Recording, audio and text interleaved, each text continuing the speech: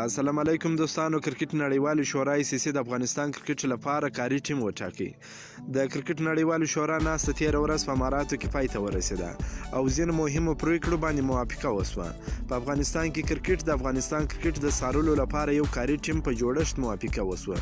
دوی به د نوي رژیم راتګ وروسته د افغانستان کرکټ بورډ وضعیت څاري او بل به په افغانستان کې د کرکټ روان وضعیت څاري. د کرکټ نړیوالې شورا ICC مشر ګریګ برکلي د افغانستان کرکټ په اړه وویل کرکټ نړیوالو شورا په افغانستان کې د ښځو او نارینه‌وو د کرکټ دوامداره پرمختګ ملاتړ ته ژمنه ده.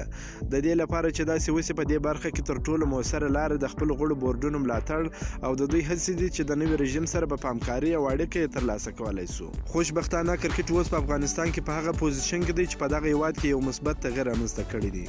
ملي ټیم د دوی د هیواد لپاره یو ستر ویاړ دی او په دغه هیواد کې یو ستر یووالی رامنځته کړی دی. موږ باید غړیتوب وساتو او هڅه وکړو چې دغه تغیرات او بهیر ته د افغانستان کرکټ بورډ له لارې دوام ورکړو. مګر په ورته وخت کې موږ هر حالات او هر څه له نږدې څارو او بیا به یې په مطابق پریکړه کوو. د ICC لخوا د اعلان سوي کاري ټیم مشري به عمران خواجه په غاړه لري. دغه سره په دغه ټیم کې روس میکالم، لاوسن نایدو او رامیز راجا چې د پاکستان کرکټ بورډ مشر دی هم شامل دي. دغه کاري ټیم به د افغانستان کرکټ وضعیت له نږدې څاري او بیا به یې په راتلونکو څو میاشتو کې کرکټ نړیوالې شورا ته راپور ورکړي. که مو دا ویډیو خوښه سوي ویډیو در سره لایک کړئ، که په دې چینل کې نوی یاست د چینل هم در سره سبسکرایب کړئ.